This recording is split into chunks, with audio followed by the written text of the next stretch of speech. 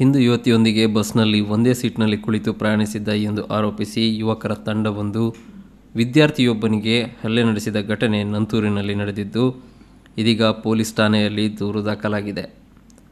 ಕಾರ್ಕಳದ ಖಾಸಗಿ ಕಾಲೇಜಿನಲ್ಲಿ ಕಲಿಯುತ್ತಿರುವ ರಶೀಮ್ಗೆ ತಂಡವೊಂದು ನವೆಂಬರ್ 24ರ ಸಂಜೆ ನಂತೂರಿನಲ್ಲಿ ಬಸ್ ಒಳಗೆ ನುಗ್ಗಿ ಹಲ್ಲೆ ನಡೆಸಿದ ಘಟನೆ ನಡೆದಿದೆ. ಕಾರ್ಕಳ ನಿಟ್ಟೆ ಮಾರ್ಗವಾಗಿ ಮಂಗಳೂರಿಗೆ ಬರುತ್ತಿದ್ದ ಖಾಸಗಿ ಬಸ್ನಲ್ಲಿ ಒಂದೇ ಸೀಟ್ನಲ್ಲಿ ಸಹಪಾಠಿಯಾಗಿದ್ದ ಹಿಂದೂ ಯುವತಿ ಜೊತೆ ಸೈಯದ್ ರಶೀಮ್ ಉಮರ್ ಪ್ರತಿದಿನ ಪ್ರಯಾಣಿಸುತ್ತಿದ್ದ. ಈ ವಿಚಾರದಲ್ಲಿ 3-4 ಮಂದಿ ಅಪರಿಚಿತರು ಬಸ್ನೊಳಗೆ ನುಗ್ಗಿ ಏಕಾಏಕಿಯಾಗಿ ಆತನನ್ನು ಎಳೆದು ಹಾಕಿ ಹಲ್ಲೆ ನಡೆಸಿದ್ದಾರೆ.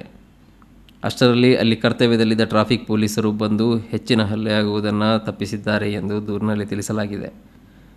ತಂಡ ಹಲ್ಲೆ ನಡೆಸಿದ್ದಲ್ಲದೆ ಬಸ್ಸಿನಿಂದ ಕೆಳಗೆ ಇಳಿಸಿ, ಈ ವಿಷಯವನ್ನು ಯಾರಿಗಾದರೂ ಹೇಳಿದರೆ ನಿನ್ನನ್ನು ಜೀವ ಸಹಿತ ಬಿಡುವುದಿಲ್ಲ ಎಂಬುದಾಗಿ ಜೀವ ಬೆದರಿಕೆ ಹಾಕಿದ್ದಾರೆ ಎಂದು ಸೈಯದ್ ರಶೀಮ್ ಉಮರ್ ದೂರಿನಲ್ಲಿ ತಿಳಿಸಿದ್ದಾರೆ.